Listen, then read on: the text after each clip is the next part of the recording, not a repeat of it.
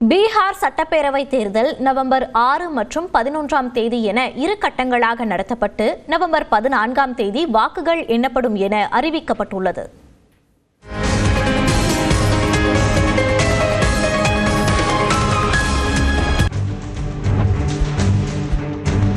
SIR எனப்படும் சிறப்பு தீவிர வாக்காளர் பட்டியல் திருத்தம், லட்சக்கணக்கில் வாக்காளர்கள் பெயர் நீக்கம், தேர்தல் ஆணையத்தின் மீது எதிர்க்கட்சிகள் கடும் குற்றச்சாட்டு என பீகார் மாநில தேர்தல் ஆரம்பம் முதலே பெரும் விவாதத்தை கிளப்பின.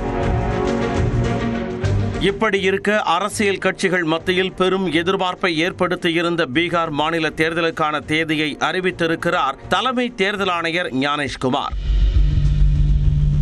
அம்மாநில தலைநகர் பாட்னாவில் அரசியல் கட்சிகளுடன் 2 நாட்கள் ஆலோசனை நடத்திய பிறகு டெல்லியில் செய்தியாளர்களை சந்தித்த ஞானேஷ்குமார் பீகாரில் 2 கட்டங்களாக தேர்தல் நடைபெறும் என அறிவித்தார்.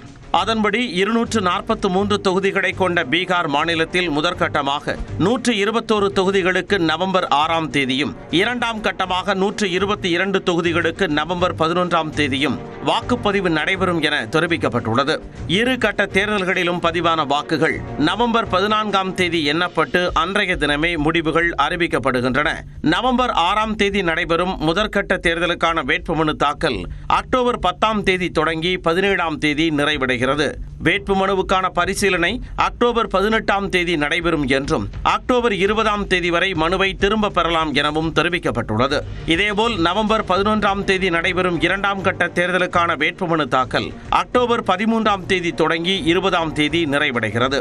தொடர்ந்து செய்தியாளர்களிடம் பேசிய ஞானேஷ்குமார், பீகார் மாநிலத்தில் மொத்தம் 7,43,00,000 வாக்காளர்கள் இருப்பதாகவும், இதில் ஆண் வாக்காளர்கள் 3,92,00,000 பேர் என்றும், பெண் வாக்காளர்கள் 3,50,00,000 எனவும் தெரிவித்தார். 1,725 திருநங்கை வாக்காளர்கள் இருப்பதாகவும் குறிப்பிட்டார். முதல் முறை வாக்காளர்கள் 14 லட்சம் பேர் உள்ளதாக ஞானேஷ்குமார் கூறினார்.